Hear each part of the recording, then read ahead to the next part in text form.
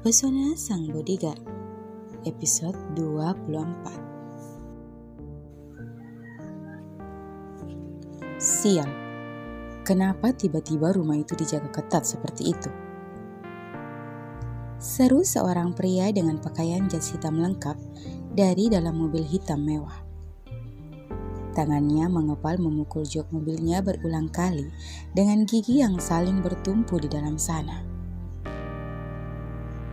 Sepertinya mereka menemukan petunjuk, Tuan, sahut lelaki yang duduk di balik kemudi. Diam kau, ini juga salahmu karena memilih pengawal yang tidak becus itu, ucapnya marah, sedangkan lelaki yang tadi menimpali hanya meminta maaf. Entah sebenarnya kesalahan siapa, karena baginya berurusan dengan keluarga Rikolas hanya mencari kehancuran. Tapi pria angkuh di belakang sana tidak mengindahkan peringatannya dan tetap akan melanjutkan ambisinya untuk menghancurkan salah satu pewaris keluarga penguasa tersebut.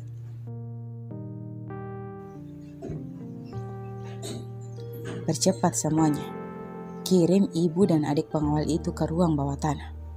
Aku tidak bisa menunggu terlalu lama untuk melihat Alvaro hancur. Dia harus merasakan kehancuran sama seperti yang pernah aku rasakan. Kalimat cukup panjang itu diakhiri dengan tawa yang menggelegar. Sebelum akhirnya mobil hitam dengan kaca yang tertutup rapat berangsur menjauh. Rumah bernuansa putih dengan gaya Eropa yang dikelilingi dengan pepohonan kini dijaga ketat dari segala sisi. Dimas yang berperan penting sebagai pengawal senior telah mengumpulkan semua anggota tim yang sebelumnya bertugas di luar untuk merapat dan semakin memperketat penjagaan. Tidak hanya di rumah, di perusahaan pun diberlakukan hal yang sama.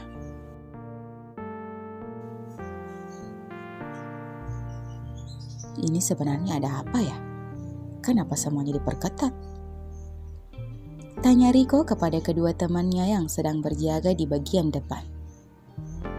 Wajahnya yang cukup imut itu terlihat semakin cute kala ia memainkan bibirnya karena sedang bingung.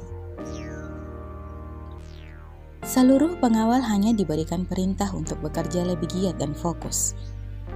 Mereka tidak mendapatkan penjelasan tentang situasi yang sebenarnya, hingga membuat beberapa pengawal hanya bisa menerka-nerka tentang situasi yang terjadi, tak terkecuali dari tim Wawan.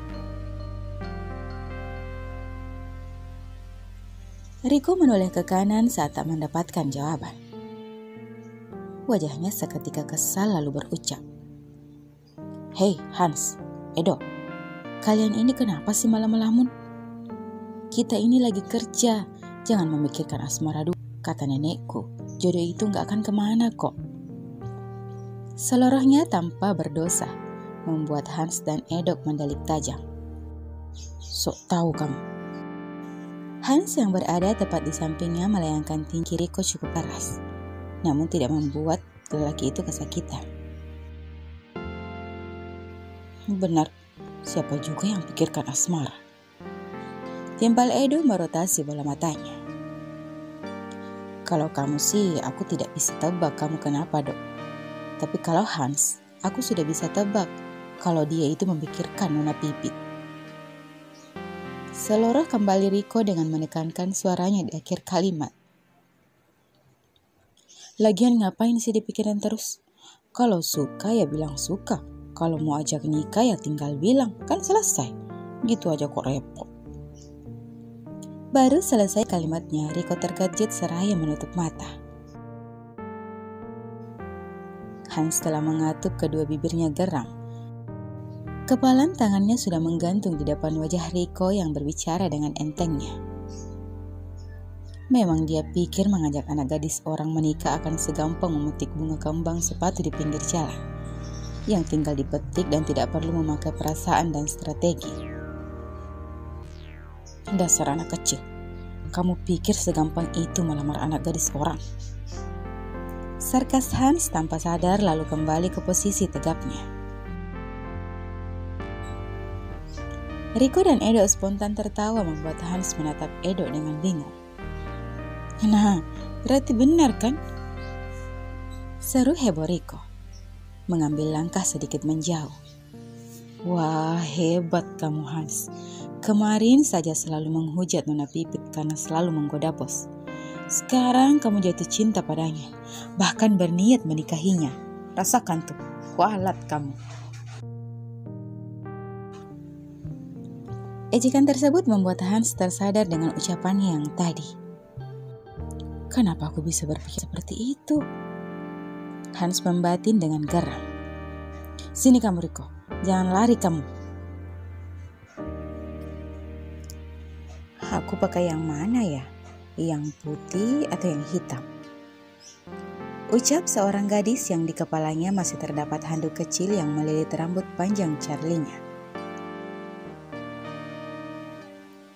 Berulang kali gadis itu bolak-balik ke depan cermin dan menggantung 2 dress pilihan di tubuhnya. Aku pakai yang ini saja deh. Akhirnya pilihannya jatuh kepada dress katun berwarna hitam dengan sedikit corak bunga. Gadis yang tak lain adalah Putri segera bersiap. Ia terlihat terburu-buru sebab sang kekasih memberikan kabar secara mendadak bahwa ia akan membawanya ke suatu tempat yang masih menjadi misteri. Astaga Putri, kenapa ruang ganti kamu kayak kapal pecah begini sih sayang? Seru seorang wanita parubaya yang baru beberapa hari menginjakkan kaki di mansion setelah 1 bulan menetap di LA karena urusan bisnis. Putri tersenyum menampilkan sederetan gigi putihnya. Maaf nih, habisnya Putri buru-buru ini. Dasar.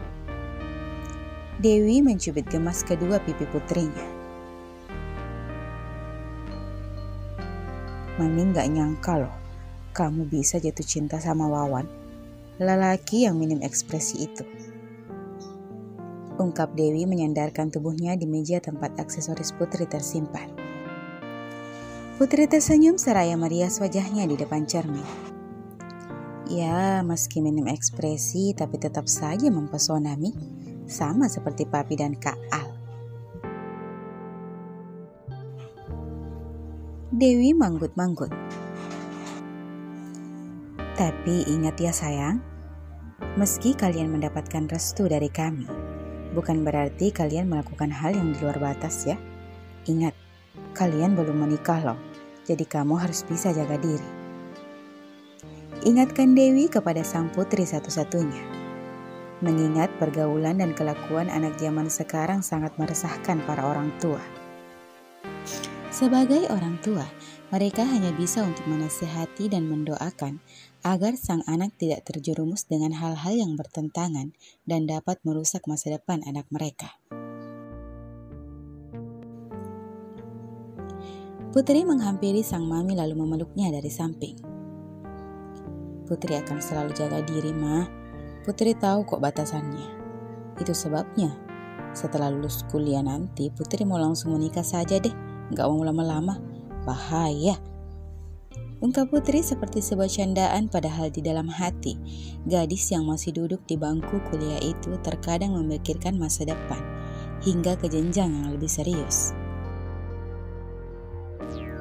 Bukankah seru jika seorang wanita bisa berkarir sekaligus berumah tangga? Pasti seru pikir gadis itu. Ini dasar, kenapa jatuhnya sekarang kamu jadi kebelet nikah? Dewi mengacak rambut panjang Putri. Tapi sayang, kamu tahu kan pekerjaan Wawan itu termasuk. Putri tahu Mi. Potong Putri. Pekerjaan Kak Wawan termasuk berbahaya. Tapi Putri yakin kok, Kak Wawan dan keluarga kita akan selalu baik-baik saja.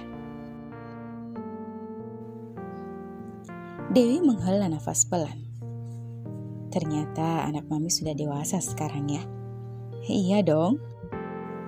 Kedua wanita berbeda usia itu tertawa bersama layaknya seperti seorang teman. Hanya butuh waktu 30 menit, Putri sudah berada di samping Wawan yang kini yang kini juga memakai kemeja yang senada dengannya, membuat keduanya tersenyum simpul, sebab sebelumnya tidak ada pembicaraan mengenai hal tersebut. Bukannya kakak harus selalu stay ya? Kenapa tiba-tiba mengajakku keluar? Tanya Putri yang merasa penasaran. Sebab yang ia tahu penjagaan dimension dan perusahaan sedang diperketat. Dan Wawan masih sempat-sempatnya meminta izin kepada papi dan kakaknya untuk pergi entah kemana. Wawan tersenyum, meraih jemari Putri lalu menggenggamnya. Entahlah, aku hanya merasa perlu membawamu ke suatu tempat dan mengenalkanmu kepada seseorang. Siapa? Bersambung. Sampai jumpa di episode selanjutnya ya. Terima kasih.